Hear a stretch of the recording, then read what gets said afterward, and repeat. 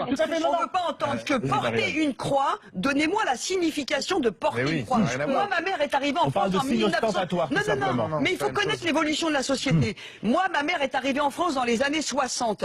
Mon père lui disait, tu sais, ici on est en France, donc tu t'habilles à la française, d'accord? Je n'ai jamais vu ma mère voilée en France. Elle se voilait à la maison, éventuellement avec un petit foulard. Aujourd'hui, on a des branleuses à 12 ans qui vous donnent des leçons, qui vous disent, oh mais toi la mécréante, t'es athée, t'es machin. Mais depuis quand on serait moins bonne musulmane que si on portait le... Et c'est des gens comme ça qui banalisent et qui font la comparaison avec une nana qui est dans une église et qui donne sa vie au bon Dieu avec sa croix et son machin. Depuis quand les bonnes sœurs, elles se présentent aux élections, aux législatives avec des voiles jusqu'à... Arrêtez de banaliser et de dire c'est pas grave. Parce que dans ces pays, en Algérie, en Tunisie, au Maroc et dans les pays du Moyen-Orient, les femmes, elles souffrent. Et moi, ça me fait chier de voir que je suis née musulmane et qu'il y ait des gens qui n'ont rien à voir avec cette religion et qui me donnent des leçons à moi en me disant mais faut attention, mais tu sais quand tu mets une croix, vous savez pourquoi on met une kippa? C'est de l'humilité. Et ben pourquoi on me met un voile? Parce que le mec il est incapable de se tenir quand t'as une jupe. Et ben il va se faire foutre, il se tient ou il dégage.